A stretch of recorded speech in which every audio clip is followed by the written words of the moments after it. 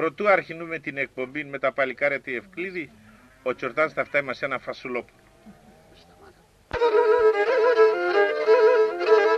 Ο Τσορτάνς παίζει το τραούδι Ευκλήδη. Έγραψε να το ο ίδιον και τα λόγια επειδή τον φίλος τη Ευκλήδη τη καπετάνη.